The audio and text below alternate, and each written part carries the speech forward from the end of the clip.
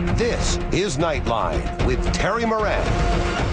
Hello, everyone. Thanks for joining us tonight. For millions of Americans, the sight of a policeman instills a sense of calm, faith that order is being kept, that the good guys are watching. But for many others, thousands stopped on the streets of New York because they look or act a certain way. Encounters with the blue and white breed fear, frustration, and anger at a force that some say is bent more on intimidation than serving and protecting. So here's my co-anchor, Bill Weir. Please put your hands up against the wall. It's the kind of scene that could play out on any given day in any city in America. Put your hands against the wall. Men in blue stopping young men of color. Why am I being frisked? As tensions rise. What's going on? I didn't do anything wrong. In this case, a robbery suspect is cuffed. Listen to me. You're not free to leave. Just stay here. Turn around. What am I being arrested for? I didn't do anything wrong. The others released. And the cops managed to keep it by the book. I don't get it. I understand you're upset, but I'm sorry for the inconvenience. But this scene is just pretend. It is an NYPD training drill to reinforce a proper way to do what is known as a 250, that controversial tactic designed to stop crime before it happens. Controversial because critics say 250s rarely happen with this much courtesy and this much probable cause.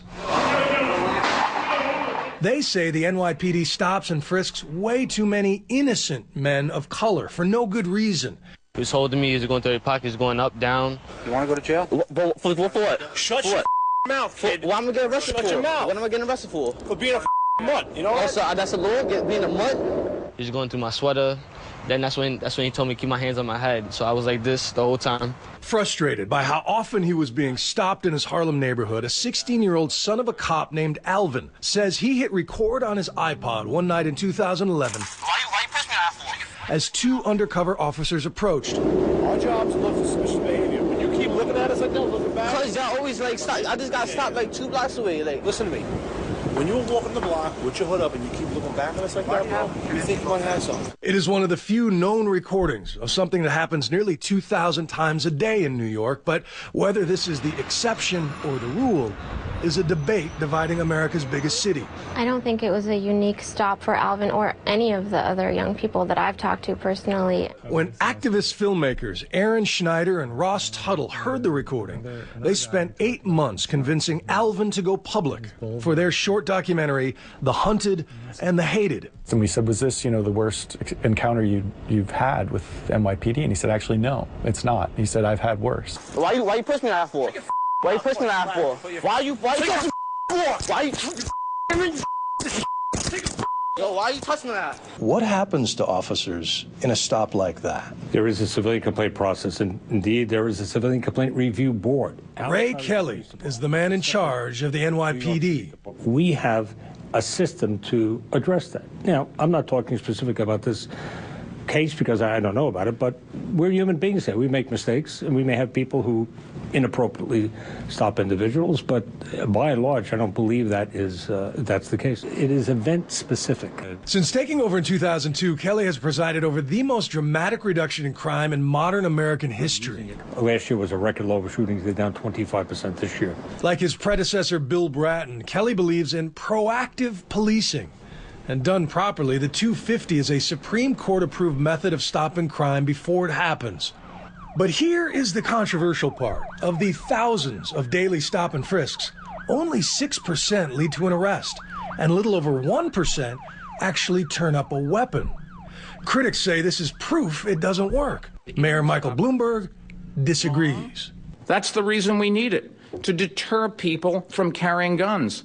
We are the first preventers. In a fiery speech this week, Bloomberg chastised NYPD critics. They seem to believe that the department should be run according to the standards of political correctness, not public safety. Cop says first preventers only works with the strong backing of City Hall, especially in the face of this statistic. Even though blacks and Hispanics are a minority here, a majority of people stopped, around 84%, are young men of color. How many times have you been stopped and frisked? 7 times. 7 times? Yes, sir. And you're how old? 17. In his neighborhood of Flatbush, Brooklyn, Kasim Walters has witnessed gang shootouts and watched young men his age bleed out in the street. I've seen people shot over there on North Strand Avenue. But after a number of rough 250s... And then they turned me back here. I remember them banging my head into this. He says he's more afraid of the law than the thugs. And a few blocks away, he shows me the memorial of a 250 gone bad that fills him with even more dread. Oh, look at that. It's still here. When Kamani Gray adjusted his waistband on this corner in March, 2 undercover officers stepped up for a stop and frisk and ended up shooting him 7 times. They claim Gray pulled this loaded .38 revolver, later recovered at the scene. But Kasim doesn't believe them. That's not killing, that's murder. I'm tired of it. 4 days of angry demonstrations proves he's not alone. When things like this happen, there's no trust. The police are never going to get the benefit of the doubt until we have a relationship with the cops. You know, until Ray Kelly can give us answers. New York City Councilman Jamani Williams is a mentor of Kasim's and a leading critic of the NYPD's methods, like police reports, which show that the reason given for most stops is either a high-crime neighborhood or a suspect engaged in furtive movement. And I have Tourette's syndrome, so all I do is make furtive movements. So, you know, that means I can be stopped every time I come out of my house. When we wanted to break up crime in the Italian neighborhood, where there's organized crime, I don't believe they stopped every Italian person that they saw, and I don't believe if they did that, they would have gotten away with it. So I think we deserve the same respect in communities that look like mine. I've been around a long time in this department. Our relations now are better than they've ever been. One of the reasons is our police officers are now minority majority. This is the most diverse city in the world. We are now more reflective of that diversity than ever before. But more minority cops doesn't mean all of them are supporters of stop and frisk. I was stopped by police officers because of my race, because of what I look like. They stereotyped, they racially profiled. I knew that I didn't want to do that. Pedro Serrano is one of 2 cops now denouncing his own department's policies. And he says he made a hidden recording of his own. This is about stopping the right people, the right place, the right location. Okay. He is convinced that there is a perverse quota system in place, which drives officers to stop minority kids for no good reason. You don't come with those numbers, they retaliate by giving you bad evaluations. That's basically what they did to me. After riding just 2 250s over an entire year, Serrano called for a meeting with his deputy inspector to appeal a bad evaluation.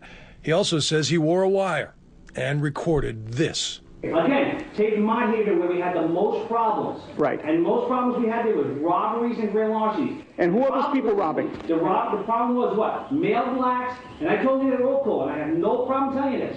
Male blacks 14 to 20, 21, and I said this at roll call. Right there is when I lost it. You want me to stop everybody, the good people and the bad people, so you can get your numbers. The 9-year veteran is a witness for the Center for Constitutional Rights, an advocacy group now suing the NYPD, not for money, but to change its stop and frisk policies.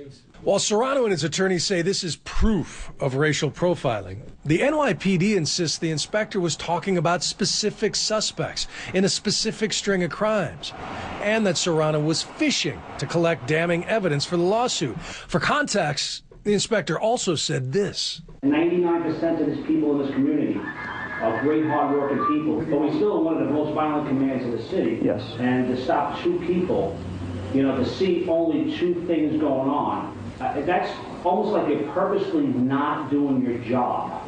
This is a business. We have almost a $5 billion budget a year. So we run it like a business, and it's fair to ask the employees here to do their fair share.